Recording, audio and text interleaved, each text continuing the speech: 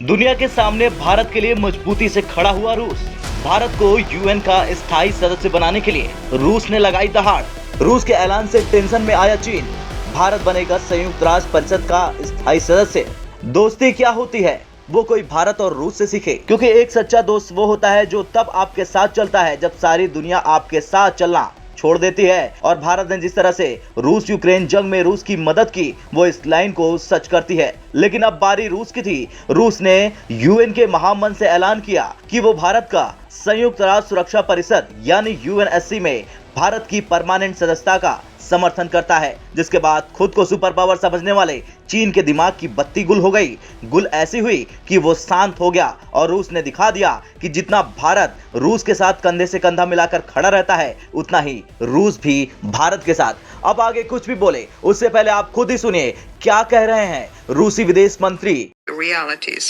We see the prospect of making the Security Council more democratic exclusively through broadening the representation of the countries from Africa, Asia, and Latin America.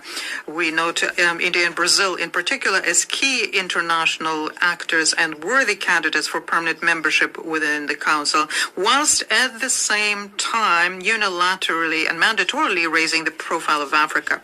It is very important today to make sure that all member states unequivocally, without reservations, reaffirm their commitment to the purposes and principles of the Charter as a first and necessary step to restore collective responsibility for the fate of humankind. And that was the reason why in July 2021, a group of friends to support the Charter was created.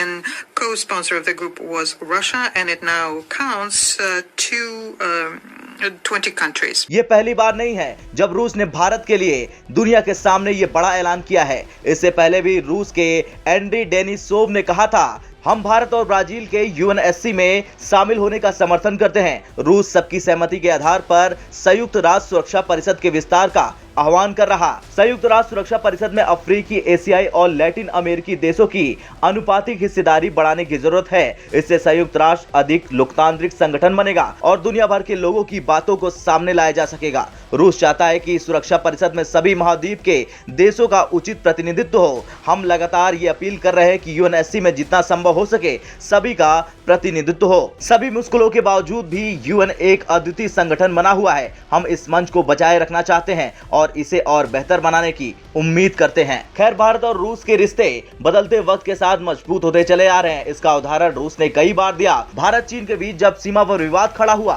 तो चीन ने रूस से भारत के साथ सौदा करने से रुक जाने को कहा, लेकिन रूस ने चीन की बातों को खारिज कर दिया और चीन को दी जाने वाली S-400 की आपूर्ति ही रोक दी थी। ब्यूरो रिपोर्ट, भारत तक।